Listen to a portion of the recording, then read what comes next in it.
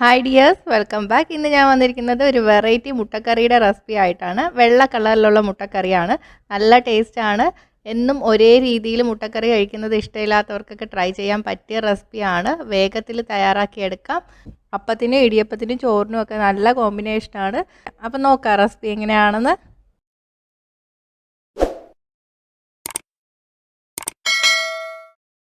2 പേർക്കുള്ള മുട്ടക്കറിയാണ് തയ്യാറാക്കിയെടുക്കാൻ പോകുന്നത്. അപ്പോൾ ആദ്യം നമുക്ക് കുറച്ച് സാധനങ്ങളൊന്ന് ചതച്ചെടുക്കണം. അതിന് വേണ്ടിയിട്ട് ഞാനിവിടെ ഒരു സവാള ചെറുതായിട്ട് അരിഞ്ഞെടുത്തിട്ടുണ്ട്. നീളത്തിലല്ല, കുറച്ച് ചെറിയ കഷ്ണങ്ങളാക്കി അരിഞ്ഞെടുത്തിട്ടുണ്ട്. അത് നമുക്ക് മിക്സിയുടെ ജാറിലോട്ട് ഇട്ട് കൊടുക്കാം. വലിയ ജാറിൽ ഇടണമെന്നില്ല, ചെറിയ ജാറിൽ ഇട്ടാലും മതി. 1/2 ഇഞ്ച് കഷ്ണം ഇഞ്ചി ചെറുതായിട്ടൊന്ന് മുറിച്ചിട്ട് കൊടുക്കുക. 2 വെളുത്തുള്ളി, ചെറുതാണെങ്കിൽ ഒരു 4 വരെ എടുക്കാം. 4 പച്ചമുളക്, എരിവ് കുറവുള്ള പച്ചമുളക് ആയതുകൊണ്ടാണ് 4 എടുത്തിരിക്കുന്നത്. നല്ല എരിവുള്ളതാണെങ്കിൽ 2 ഒക്കെ മതിയാവും. ഇനി ഇതെല്ലാം കൂടി നമുക്ക് പസ് ബട്ടൺ അമർത്തിയിട്ട് ഒന്ന് ചതച്ചെടുക്കണം. അരഞ്ഞു പോകണ്ട, വെള്ളമൊന്നും ചേർക്കരുത്. അപ്പോൾ ദാ ഇതുപോലെ തരിതരിപ്പായിട്ട് അരച്ചെടുക്കുക. സവാളയൊക്കെ വലുതായിട്ട് അരിഞ്ഞിട്ടാൽ നമ്മൾ പസ് ബട്ടൺ അമർത്തി എടുക്കുമ്പോൾ ഇതുപോലെ ആയി കിട്ടില്ല കേട്ടോ. മുളകും ഇഞ്ചിയും വെളുത്തുള്ളിയൊക്കെ ചെറിയ കഷ്ണങ്ങളാകുന്നവരെ പസ് ബട്ടൺ അമർത്തി എടുക്കുക. ഇനി നമുക്ക് മുട്ടക്കറി ഉണ്ടാക്കുന്നത് എങ്ങനെയാണെന്ന് നോക്കാം. ആദ്യം ഒരു ചുവട് കട്ടിയുള്ള പാൻ എടുക്കുക. ഇതിലോട്ട് 2 ടേബിൾ സ്പൂൺ എണ്ണ ഒഴിച്ചു കൊടുക്കാം. ഏതെണ്ണ വേണമെങ്കിലും എടുക്കാം കേട്ടോ. വെളിച്ചെണ്ണയോ സൺഫ്ലവർ ഓയിലോ എടുക്കാം. അപ്പോൾ നോർത്ത് ഇന്ത്യൻ സ്റ്റൈൽ കറി ആയതുകൊണ്ട് സൺഫ്ലവർ ഓയിൽ എടുക്കുന്നതായിരിക്കും കൂടുതൽ നല്ലത്. എണ്ണ ചൂടായിട്ട് വരുമ്പോൾ ഇതിലോട്ട് 1/4 ടീസ്പൂൺ നല്ല ജീരകം ചേർത്ത് കൊടുക്കാം. ജീരകം ഒന്ന് പൊട്ടി വരണം. ജീരകം പൊട്ടി വന്നിട്ടുണ്ട്. ഇതിലോട്ട് നമ്മൾ ചതച്ച് വെച്ചിരിക്കുന്ന സവാള, വെളുത്തുള്ളി, ഇഞ്ചി, പച്ചമുളക് ചേർത്ത് കൊടുക്കാം. തീ ഇപ്പം മീഡിയത്തിലാണ് ഇട്ടിരിക്കുന്നത്. ആവശ്യത്തിന് ഉപ്പും കൂടി ചേർത്ത് കൊടുക്കുക. സവാള നല്ല പോലെ വഴറ്റിയെടുക്കണം. നമ്മൾ സവാള ചതച്ചോ അരച്ചോ ആണ് കറി വയ്ക്കുന്നതെങ്കിൽ സവാള നന്നായിട്ട് തന്നെ വഴറ്റിയെടുക്കണം കേട്ടോ. അല്ലെങ്കിൽ സവാളയുടെ ഒരു കുത്തൽ ടേസ്റ്റ് കാണും.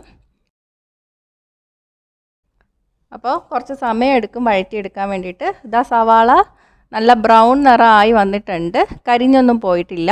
ഈ സമയത്ത് നമുക്കിതിലോട്ട് 1/4 ടീസ്പൂൺ കുരുമുളക് പൊടിയും കൂടെ ചേർത്ത് കൊടുക്കാം. കുരുമുളക് പൊടിയുടെയൊക്കെ അളവ് നിങ്ങളുടെ എരിവിനനുസരിച്ചിട്ട് മാറ്റം വരുത്താം. നന്നായിട്ടൊന്നും കൂടി ഇളക്കി കൊടുക്കുക. ഇനി നമുക്കിതിലോട്ട് 1/2 കപ്പ് പശുവിൻ പാല് ചേർത്ത് കൊടുക്കാം. തീ മീഡിയത്തിലാണ് ഇട്ടിരിക്കുന്നത്. ഇനി ഇതൊന്ന് തിളച്ച് കുറുകി വരണം.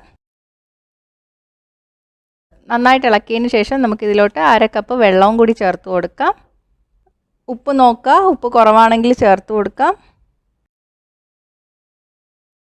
ഇനി ഇതിലോട്ട് ഞാനൊരു 2 ടേബിൾ സ്പൂൺ ഫ്രഷ് ക്രീം ചേർത്ത് കൊടുക്കുകയാണ്. ഇത് ഓപ്ഷണലാണ്, ഉണ്ടെങ്കിൽ ചേർത്താൽ നല്ല ടേസ്റ്റ് ആയിരിക്കും. ടേസ്റ്റ് അഡ്ജസ്റ്റ് ചെയ്യാൻ വേണ്ടിയിട്ട് 1-2 നുള്ളു പഞ്ചസാരയും കൂടി ചേർത്ത് കൊടുക്കാം കേട്ടോ. 1 ടേബിൾ സ്പൂൺ മല്ലിയില ചെറുതായിട്ട് അരിഞ്ഞത് ചേർത്ത് കൊടുക്കുക. ഇനി ഇതിലോട്ട് നമുക്ക് മുട്ട ചേർത്ത് കൊടുക്കാം. ഞാനിപ്പോൾ 2 മുട്ടയാണ് എടുത്തിരിക്കുന്നത്. 2ആയിട്ട് മുറിച്ചിട്ട് ചേർത്ത് കൊടുക്കാം. മുട്ടയുടെ മുകളിലോട്ട് കുറച്ച് കറി കോരി ഒഴിച്ചു കൊടുക്കുക. 5 മിനിറ്റ് സിമ്മിലിടുക. അത് കഴിഞ്ഞിട്ട് നമുക്ക് തീ ഓഫ് ചെയ്യാം. ഗരം മസാലപ്പൊടി ഇഷ്ടമുള്ളവർക്ക് 1/4 ടീസ്പൂൺ ഗരം മസാലപ്പൊടി കൂടി ചേർത്ത് കൊടുക്കാം. അപ്പോൾ നമ്മുടെ കറി റെഡി ആയിട്ടുണ്ട്. നോർത്ത് ഇന്ത്യൻ സ്റ്റൈൽ കറിയൊക്കെ ഇഷ്ടമുള്ളവർക്ക് നന്നായിട്ട് ഇഷ്ടപ്പെടും. അപ്പത്തിനും ഇടിയപ്പത്തിനും ചോറിനും ഒക്കെ നല്ല കോമ്പിനേഷനാണ്. അപ്പോൾ ഒന്ന് ട്രൈ ചെയ്ത് നോക്കുക. നല്ല എളുപ്പമല്ലേ. ട്രൈ ചെയ്തിട്ട് നിങ്ങളുടെ അഭിപ്രായങ്ങൾ കമൻറ്റ് ചെയ്യുക. ഇഷ്ടമെങ്കിൽ ലൈക്കും ഷെയറും ചെയ്യുക. ഇഷ്ടപ്പെട്ടില്ലെങ്കിൽ ഡിസ്ലൈക്കും ചെയ്യുക. കൂടുതൽ റെസിപ്പികൾക്കായിട്ട് ചാനൽ ഇതുവരെ സബ്സ്ക്രൈബ് ചെയ്യാത്തവർ സബ്സ്ക്രൈബ് ചെയ്യാനും മറക്കല്ലേ. അടുത്തൊരു റെസിപ്പി ആയിട്ട് കാണാം. ബൈ.